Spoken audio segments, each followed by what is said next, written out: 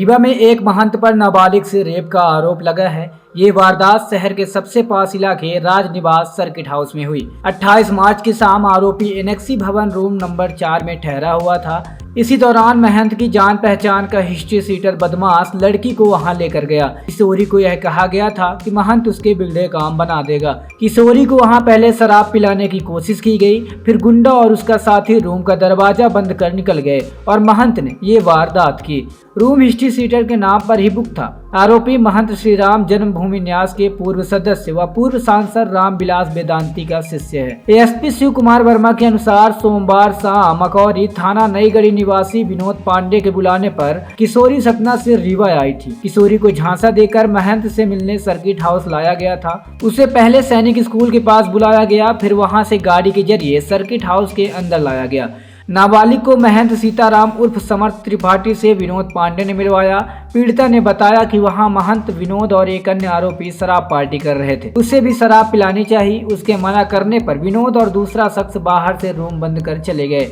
महंत ने गलत काम करने के बाद अपने चेलों से उसे घर छोड़ाने को कहा। हिस्ट्री सीटर ने उसे धमकाया कि किसी को कुछ नहीं बताना। सर्किट हाउस के बाहर उसकी जान पहचान वाले मिल गए। उन्होंने उसे आरोपियों से छुड़ाया। इसके बाद वे सतना चली गई। 29 मार्च की शाम कविता के साथ रीवा के सिविल थाने पहुंचकर केस करवाया। श्री राम जन्मभूमि न्यास के पूर्व सदस्य रामविलास वेदांती की पैदाइश रीवा की है। उनकी शादी नहीं हुई। रेप का आरोपी महंत सीताराम दास उनके बड़े भाई का नाती है। वो शुरुआत से ही यूपी में रह रहा है, लेकिन अपने आप को डॉक्टर रामविलास वेदांती का नाती ही प्रचारित करता है। एसपी ने बताया कि मामले में 4 आरोपी बनाए गए हैं। पहला आरोपी महंत सीताराम उर्फ समर्थ त्रिपाठी, दूसरा विनोद पांडे है और 2 आरोपी फिलहाल अज्ञात हैं। पुलिस ने विनोद को गिरफ्तार कर लिया है। साथ ही एक संदेही को भी पुलिस ने हिरासत में लिया है। महंत फरार है। विनोद पांडे हिस्ट्री सीटर बदमाश है। वह हाल ही में जेल से बाहर आया है। इस घटना का साजिशकर्ता विनोद पांडे शातिर हार्डकोर अपराधी है। उस पर हत्या के प्रयास, अड़ीबाजी, रेप सहित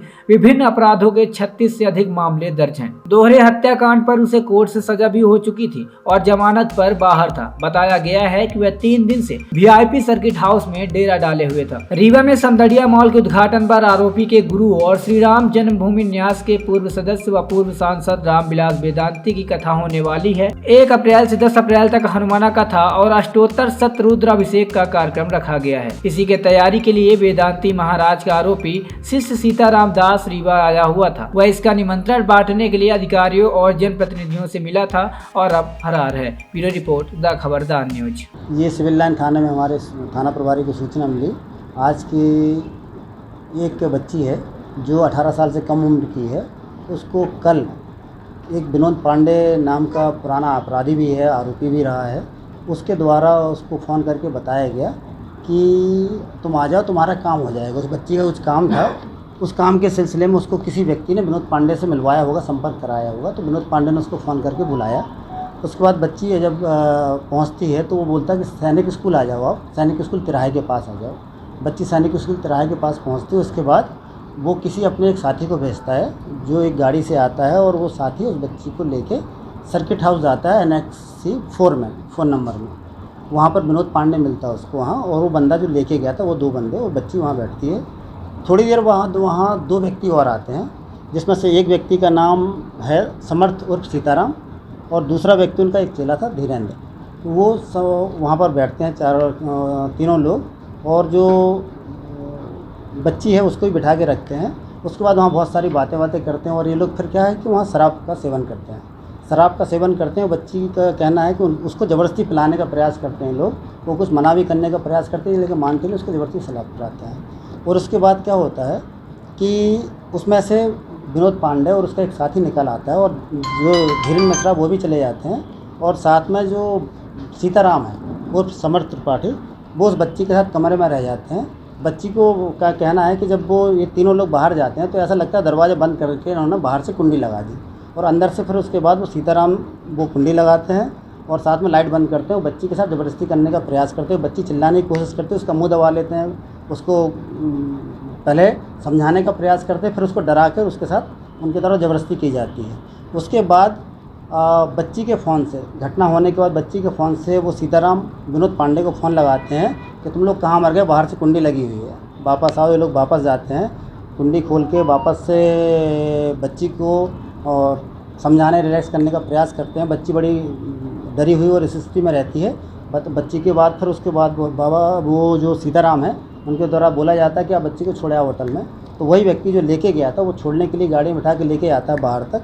उसके बाद बच्ची थोड़ा जिस डर में थी कोशिश करती है कि उसको छोड़ दें यहाँ, तो फिर वो कुछ गाड़ी पलटाने की या वापस ले जाने की बात कहीं कुछ आती है तो बच्ची गेट खोल के उतर जाती है। उतरती है और उतरने के बाद वो कहता है चलो हो गया करके समझाने की कोशिश करते। उसी के साथ में अचानक ही बच्चे के कुछ परिचित लोग वहाँ से निकल रहे होते हैं। तो बच्ची उनको आवाज़ देती है, वो आवाज़ देके उनको बुलाती है और उनसे बातचीत करती है। तो फिर वो कहता है जो गाड़ी में छोड़ने आया था कि चलो बस हो गई बातचीत। तो वो जो उसका साथी था बच्ची का, वो पूछता तुम कौन हो, तो वो डर के कारण फिर वो गाड़ी लेकर भाग जाता है। फिर उसके साथी बच्ची को लेकर पुलिस थाने आते हैं। पुलिस थाने में महिला अधिकारी के साथ फिर उसकी बातचीत कराते हैं। महिला अधिकारी को स्टार्टिंग बच्ची बातचीत नहीं बताती है और उसके बाद फिर जब उसके पिता आ जाते हैं तो अभी थोड़ी देर पहले बच्ची ने पूरा का पूरा खुलासा किया थाने में, जिसमें घटना निकल के आई पूरी की पूरी कि उस बच्ची के साथ में जो 18 वर्ष से कम उम्र की है अभी, उसके साथ में उस सर्किट हाउस के रूम में एक व्यक्ति के द्वारा उसके साथ रेप किया गया और बाकी लोगों के द्वारा उसके साथ सहयोग किया गया। उन सभी के विरुद्ध प्रकरण पंजीबद्ध कर लिया गया है, जिसमें एक आरोपी को पुलिस के द्वारा गिरफ्तार कर लिया गया है।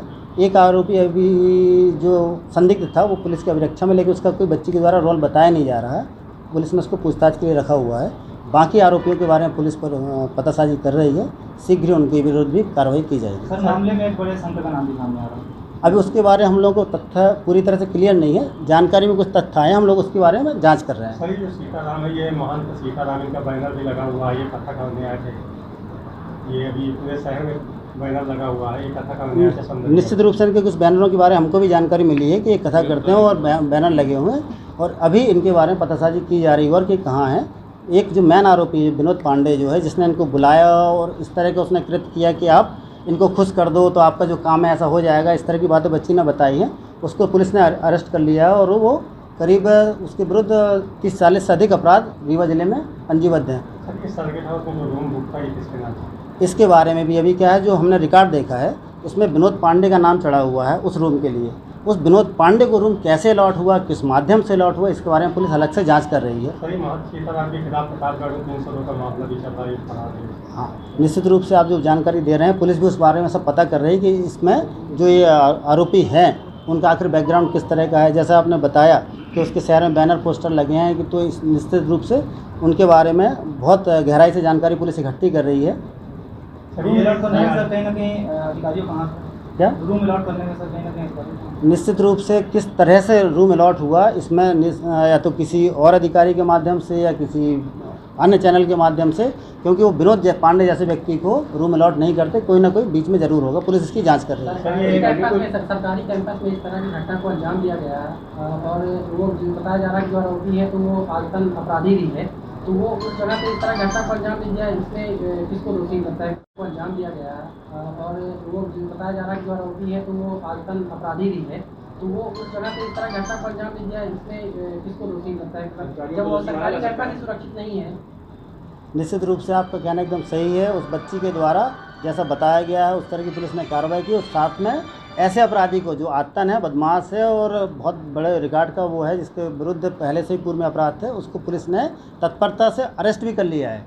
अब बाकी बचे वो सीताराम और उसके और साथ में एक और सहयोगी गाड़ी वाला, उनके बारे में पुलिस पतासाजी लगातार कर रही है। क्या इसके खिलाफ भी कार्रवाई होगी जो सर्किट हाउस इलाज करने वाले और सर्किट हाउस के कर्मचारियों को खिलाफ? निश्चित रूप से उनके विरुद्ध जो भी विभागीय कार्रवाई बनती है वो भी की जाएगी और उनका क्राइम में योगदान रहेगा तो उसके खिलाफ भी कार्रवाई की जाएगी। जिस संत का नाम सामने आ रहा है, उनके एसपी साहब को आशीर्वाद दे रहे हैं, उसकी एक फोटो डाली हुई है। अब जिसके बारे में बताया मैंने आपको कि वो संत हैं या जिनके बारे में ये बातचीत आ रही है, उनका इस आरोपी के साथ में क्या रिश्ता है, इसके बारे में पुलिस थोड़ा तथ्यात्मक जांच कर रही है, केवल सुनी बातों पर भरोसा नहीं कर रही है।